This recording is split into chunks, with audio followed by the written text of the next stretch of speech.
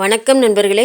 பாரம்பரியமான முறையில் டிஃபனுக்கேற்ற நிலக்கடலை சாம்பார் எப்படி செய்யறதுன்னு இந்த வீடியோவில் பார்க்கலாம் வாங்க.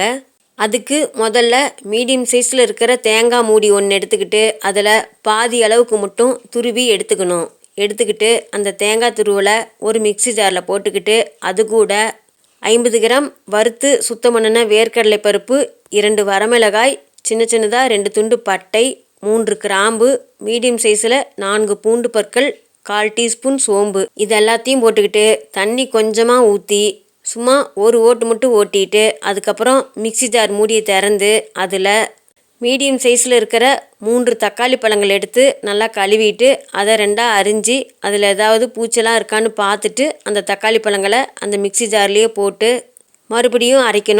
மறுபடியும் அரைக்கிறப்ப கொஞ்சம் பிறுபிறுன்னு மட்டும் அந்த சாம்பாருக்கு உண்டான கலவையை அரைச்சி எடுத்துக்கணும்.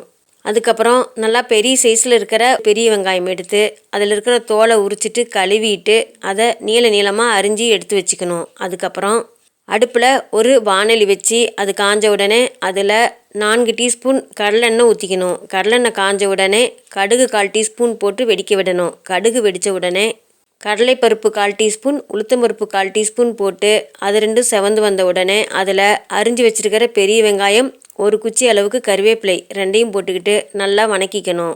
வெங்காயம் நல்லா வணங்கி வந்தோடனே மிக்சி ஜாரில் அரைச்சிருக்கிற அந்த சாம்பார் கலவையை எடுத்து ஊற்றி அது கூட இன்னும் கொஞ்சம் தண்ணி தாராளமாக ஊற்றி அந்த சாம்பாருக்கு தேவையான அளவுக்கு கல்லுப்பு போட்டுக்கலாம். விருப்பப்பட்டால் மஞ்சள் தூள் போட்டுக்கலாம், இல்லைன்னா விட்டுறலாம். அதுக்கப்புறம் எல்லாத்தையும் நல்லா கலந்து விட்டுட்டு அடுப்பை மீடியமாக வச்சு ஒரு தட்டு போட்டு மூடி அந்த சாம்பாரை கொதிக்க விடணும்.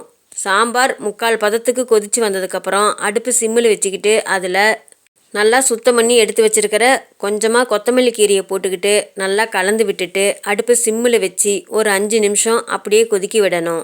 அதுக்கப்புறம் அடுப்புலேருந்து அந்த சாம்பாரை கீழே இறக்கி வேறொரு பாத்திரத்தில் ஊற்றி மூடி வச்சுக்கணும். இந்த பாரம்பரியமான முறையில் செய்கிற நிலக்கடலை சாம்பார் இட்லி, தோசை, பூரி, சப்பாத்தி, புரோட்டா இது எல்லாத்துக்குமே நல்லாயிருக்கும். பாரம்பரியமான முறையில் செய்கிற இந்த டிஃபனுக்கேற்ற நிலக்கடலை சாம்பாரை நீங்களும் செஞ்சு சாப்பிட்டு பார்த்துட்டு எப்படி இருந்ததுன்னு கமெண்ட்டில் சொல்லுங்கள். இந்த வீடியோ உங்களுக்கு பிடிச்சிருந்தா நம்ம சேனலை சப்ஸ்கிரைப் பண்ணாதவங்க சப்ஸ்கிரைப் பண்ணிக்கோங்க. உங்களுக்கு தெரிஞ்சவங்களுக்கு ஷேர் பண்ணுங்கள், லைக் பண்ணுங்கள், கமெண்ட் பண்ணுங்கள். மீண்டும் அடுத்த வீடியோவில் சந்திப்போம் நண்பர்களே.